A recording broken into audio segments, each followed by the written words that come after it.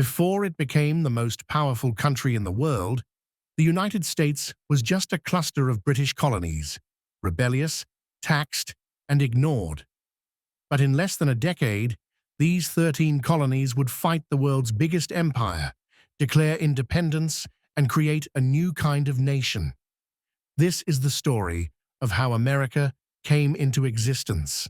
In the early 1600s, British settlers arrived in North America, starting with Jamestown in 1607.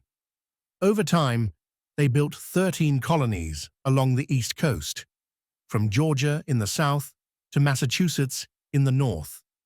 These colonies were technically under British control, but they had a lot of independence. They built their own governments, traded freely, and lived thousands of kilometers away from the king. But everything started to change in the mid-1700s, after a global conflict known as the 7 Years' War. Britain had just won a costly war against France, but it left them deep in debt. So Parliament passed new taxes on the colonies: the Stamp Act, the Sugar Act, the Tea Act. But here's the problem. The colonists had no representatives in the British Parliament. So they responded with a now famous phrase, "No taxation without representation." Protests grew.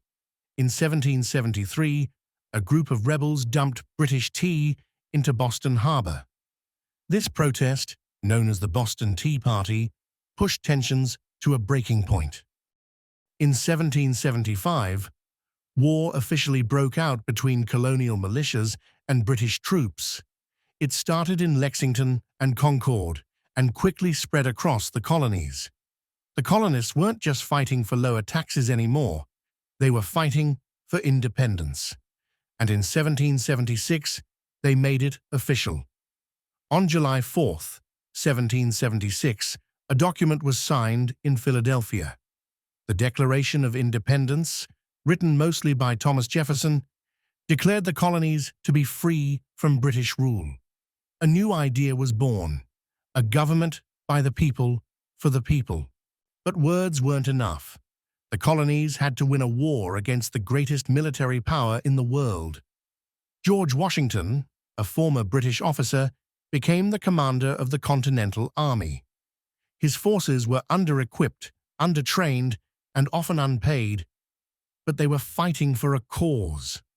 Battles raged for years, from Saratoga to Yorktown. With help from France, the Americans finally forced Britain to surrender in 1781.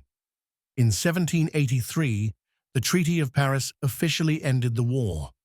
Britain recognized the United States of America as an independent nation. The United States didn't start as a superpower. It started as a rebellion, an idea that ordinary people could govern themselves. It wasn't easy, and it wasn't clean. But from the ashes of revolution, a new nation was born, and it changed the course of world history. If you found this story interesting, make sure to like, subscribe, and hit the bell icon, because we'll be exploring how the US expanded westward, fought a civil war, and became a global giant in future episodes.